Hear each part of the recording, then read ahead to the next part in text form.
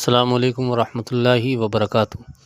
آج کی ویڈیو میں ہم آپ کو ایک ایسی حیرت انگیز سچی کہانی اور سچا واقعہ سنانے والے ہیں جسے سن کر آپ حیران بھی ہو جائیں گے اور سوچ میں پڑ جائیں گے کہ ایک ایسے مولانا کی کہانی جنہوں نے جنات کی لڑکی سے کی شادی، کیا واقعی ایسا ہو سکتا ہے؟ کیا شریعت اس کی اجازت دیتی ہے؟ اور اس شادی کا انجام کیا ہوا ہوگا؟ چلیے ویڈیو کو شروع کرتے ہیں۔ ویڈیو کو پورا دیکھیے گا اور اسکپ مت کیجیے گا۔ واقعے میں ایک نیک اور بڑا پرہیزگار مولانا رہا کرتے تھے۔ ان کا معمول تھا کہ راتوں کو تہجد کے وقت وہ جنگل کے کنارے جا کر کے ذکر بھی کرتے تھے اور قرآن بھی پڑھتے تھے۔ ایک دن وہی ایک عجیب واقعہ پیش آیا۔ مولانا کو ایسا محسوس ہوا کہ کوئی سایہ پاس سے گزر رہا ہے، لیکن انسان کے قدموں جیسی آواز نہیں تھی۔ کچھ دنوں بعد یہ احساس حقیقت میں بدل گیا اور مولانا کے سامنے ایک نورانی شکل کی لڑکی ظاہر ہوئی جو انسانوں جیسی لگ رہی تھی، مگر حقیقت کچھ اور تھی۔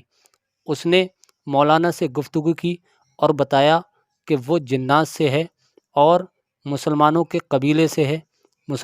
قبیلے سے تعلق رکھتی ہے۔ رفتہ دونوں کے درمیان بات چیت بڑھنے لگی۔ لڑکی اکثر تہجد کے وقت آتی، دین کی باتیں کرتی، قرآن کے نورانی پیغام سنتی اور مولانا کے اخلاق سے بے حد خوش اور متاثر ہو گئی۔ ایک دن آنسوؤں کے ساتھ اس لڑکی نے کہا، میں کئی سال سے آپ کو دیکھ رہی ہوں، آپ کے اخلاق، آپ کی عبادت، آپ کا ذکر الہی میرے دل میں گھر کر گیا ہے، آپ مجھ سے نکاح کر لیجئے۔ مولانا چونک گئے اور ان کے لیے یہ بہت بڑا فیصلہ تھا۔ ان کا جواب تھا، میں انسان ہوں اور تم جنات ہو، یہ کیسے ممکن ہے؟ کہ لڑکی نے کہا، ہمارے قبیلے میں انسانوں کے ساتھ نکاح کا رواج ہے اور شریعت میں بھی اس کی ممانعت یعنی منع نہیں ہے، اگرچہ یہ مشکل ضرور ہے لیکن نکاح ہو سکتا ہے۔ نے کہا، فقہا کا اختلاف ضرور ہے، مگر اکثر علماء کے مطابق انسان اور جنات کے درمیان نکاح ممکن تو ہے، مگر سخت ناپسندیدہ ہے، کیونکہ یہ زندگی کو مشکلات سے بھر دیتا ہے۔ نہ سسرال، نہ رشتہ دار، نہ خاندان، نہ اجتماعی زندگی۔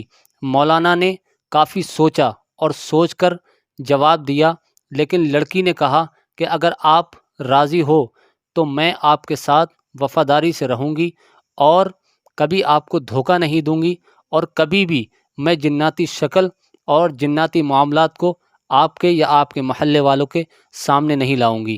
بالآخر مولانا نے استخارہ کیا اور کئی دن کی سوچ کے بعد نکاح کے لیے ہاں کر دی۔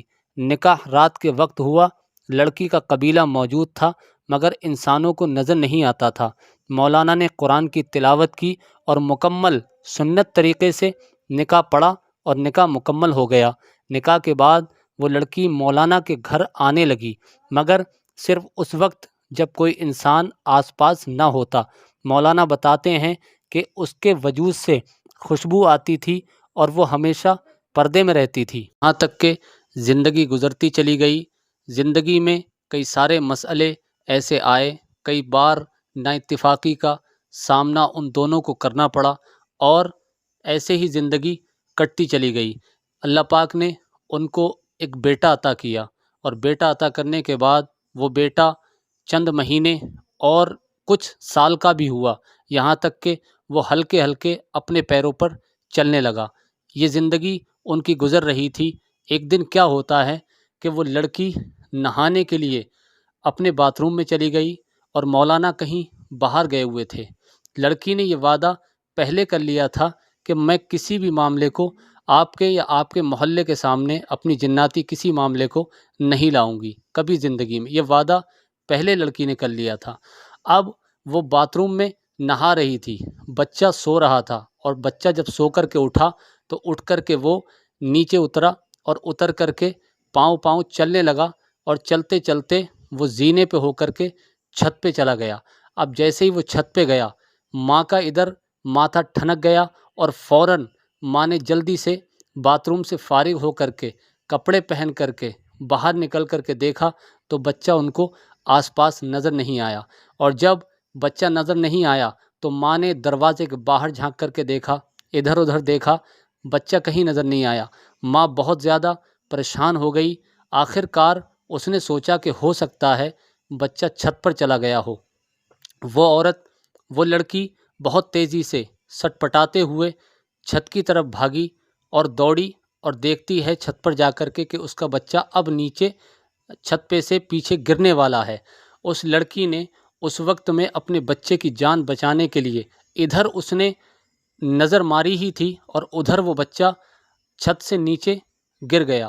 اس نے اپنی جناتی طاقت کو لگایا اور جناتی طاقت کو اپنایا، اور اپنانے کے بعد اس نے ہاتھ کو لمبا کیا اور لمبا کر کے اتنا لمبا ہاتھ کر دیا کہ اس نے بچے کو گرتے گرتے زمین سے 2 فٹ اوپر سے اٹھا لیا۔ اللہ اکبر! زمانہ اس چیز کو دیکھ رہا تھا، جو آس پڑوس کے مکان والے تھے انہوں نے دیکھا تو دیکھ کر کے کوئی بے ہوش ہو گیا، کسی کو سردی سے بخار چڑھ گیا۔ اس بات کو لے کر کے ہاہاکار مچ گئی اور تمام محلے میں ہلچل ہو گئی کہ یہ عورت ہے یا کوئی جنات ہے۔ وہیں سے اس کا راز فاش ہو گیا۔ اب جیسے ہی اس نے اپنے بچے کو بچایا اور بچانے کے بعد وہ اپنے بچے کو لے کر کے گھر میں واپس آئی، شام کو مولانا آئے، محلے والے اکٹھے ہوئے اور اکٹھے ہونے کے بعد اس لڑکی کو اور ان کے گھر والوں کو سب کو بٹھایا گیا اور بٹھا کر کے اس لڑکی کے راز کے بارے میں ان مولانا کو بتایا۔